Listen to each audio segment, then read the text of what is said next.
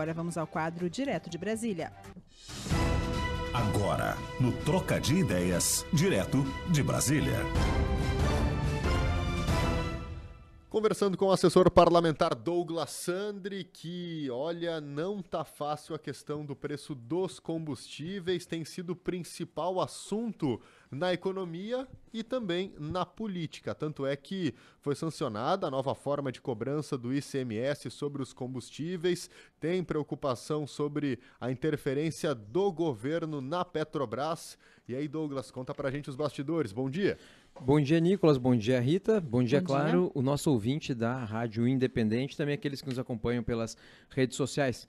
Exatamente, o preço do combustível talvez não tenha assunto, não tenha piada, não tenha outra coisa que o brasileiro mais fale, o gaúcho, o lajadense, quem mora aqui no Vale do Taquari, não tem coisa que é mais falado do que esse momento, né, em razão de todos os distúrbios que uma guerra, né, acaba causando no mundo, em especial quando se fala de um grande produtor de petróleo, né? Então não havia como se esperar outra coisa senão uma subida no preço dos combustíveis. Acontece que essa subida no preço dos combustíveis acaba sendo aumentada ainda mais, potencializada pela forma de cobrança do ICMS hoje.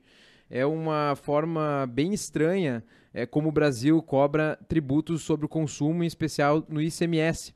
Né? É feito um preço de pauta, o preço é calculado, entre aspas, por dentro, e esse preço de pauta é uma pesquisa em postos de combustíveis e lá se determina o valor que vai ser cobrado do tributo para todo mundo que enche o tanque na bomba de combustível. Não é um valor fixo, né? Não era um valor fixo, e foi isso que o governo federal buscou fazer, porque esse ICMS acabava potencializando então o preço, aumentando a inflação e tendo retrospectos em toda a economia. O que o governo federal fez e o Congresso aprovou e agora foi sancionado e vai ser implementado pelo CONFAS, que é o Conselho dos Secretários, Conselho dos Secretários da Fazenda Estaduais, que determina então essa forma de cobrança.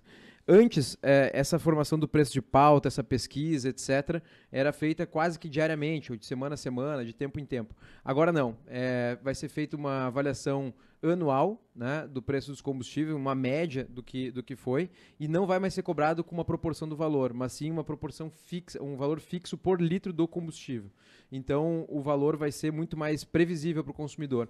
É a solução perfeita? Não, não é. Não é assim que os países lidam com esse tipo de coisa. Como é que isso é feito nos outros lugares? Aí é a reforma tributária que nós tanto falamos aqui, né, a reforma tributária que vai instituir no Brasil, se aprovada, um IVA, né, em que todas as mercadorias, tudo vai ser tributado pelo valor agregado, uma coisa só, e vai ser muito mais claro e muito mais fácil de compreender.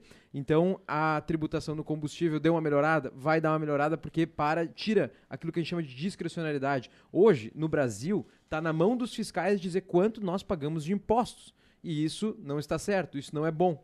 E aí faz com que em ano eleitoral, com uma crise internacional como nós estamos vivendo agora, com todo o contexto pós-pandemia que nós estamos vivendo agora, qualquer presidente que estiver no cargo, e todos os presidentes que nós tivemos até aqui, tem a tentação de intervir no preço do combustível, e a pressão política é muito grande. O próprio presidente da Câmara, Arthur Lira, tem pressionado, né, o governo. O presidente Silvio Luna da Petrobras está sob forte pressão por conta do anúncio do aumento do preço do petróleo no mercado internacional, que teve reflexo aqui e houve aumento do preço da gasolina, né? E a gente tem visto aí o ambiente político e, é claro, a população quer, de fato, o combustível mais barato. No entanto, essas intervenções no domínio econômico têm um preço. Às vezes, no curto prazo, pode ser mais barato o combustível por um momento porque houve uma intervenção, mas no longo prazo a gente teve a experiência com o exemplo da Petrobras no período do governo Dilma, em que a intervenção nos preços causou, tanto no combustível como também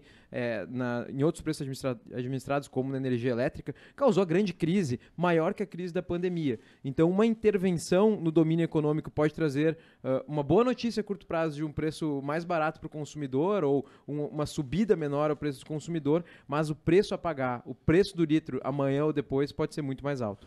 Bom, Douglas, qual que é de fato o poder que tem o presidente da República em relação a essa questão de política de preços da Petrobras? A imprensa tem colecionado declarações, algumas vezes tirada de contexto do presidente, é importante que a gente diga isso, mas que de fato ele tem de poder de interferir justamente no preço que é cobrado do combustível? amanhã de manhã, se o presidente quiser, ele tem maneira de conseguir destituir o presidente da estatal. Né? Porque é uma estatal. Né? E o governo é controlador, quem tem a maioria do conselho, né, pode trocar o presidente da estatal, por exemplo. Então, tu consegue fazer uma intervenção de maneira muito fácil. Esse é um problema brasileiro que só se resolve com a privatização da Petrobras. Porque nos lugares em que não há uma estatal que controle o preço do petróleo, é o mercado que se regula. Né? Quando o combustível sobe, vai subir para todo mundo, mas quando descer, vai descer logo também. O que não aconteceu na época que a Petrobras sofreu interferência, na época da Dilma, que quando o preço no mercado internacional desceu, o brasileiro continuou pagando o preço lá em cima, porque o rombo da Petrobras, que tinha sido criado, era gigantesco. Né? Então, o que o presidente pode fazer diretamente, não tanto, mas ele pode ameaçar ou demitir o presidente e outros diretores, enfim, da estatal por ser uma estatal. Então, a forma, né, que os países mais desenvolvidos conseguiram lidar com isso é não ter estatal em nenhum setor, em especial no petróleo, porque senão dá muito poder para o presidente da República de intervir, né, e essa intervenção traz sempre muito benesses de curto prazo, politicamente falando, mas no longo prazo o problema econômico que isso cria é gigantesco. Tá certo. Muito obrigada, Douglas Sandri, pela sua participação sempre conosco aqui no Direto de Brasília, o assessor parlamentar Douglas Sandri. Esse tema aí, ele tem rendido muitos comentários, né? Muitas reportagens. A gente segue falando sobre esse assunto e acompanhando também aí os desdobramentos e, claro, esperando que o valor diminua, né? E só para dar mais uma informação para fechar a situação que a gente está vivendo na política, o Bolsonaro diz que em política vai sempre na contramão do que fala o Paulo Guedes. Daí ele disse, eu sei o que 10% do Paulo Guedes sabe de economia, mas o Paulo Guedes só sabe 10% do que eu sei sobre política. E é isso aí mesmo, né? Um foi eleito para governar, para assumir o cargo político, e o outro foi escolhido para dar o direcionamento na economia. Agora, curiosamente, um deles é o Posto Ipiranga. É o Posto Ipiranga que o nome é. Então, essa é a questão. Se o presidente vai dar mais ouvidos ao que ele colocou no cargo para ouvir do seu ponto de vista econômico. E técnico, né? E técnico, ou se ele vai preferir fazer uma escolha que pode ter um impacto de curto, de médio e de longo prazo. Né? Mas isso aí é uma questão dele, né? Ele está no cargo e ele deve escolher o caminho que deve tocar no país. Obrigado, Douglas. Obrigado, gente. Você pega a matéria completa em independente.com.br e me segue nas redes sociais, @Douglas Sandri. Um abraço e até a próxima semana. Douglas Sandri, assessor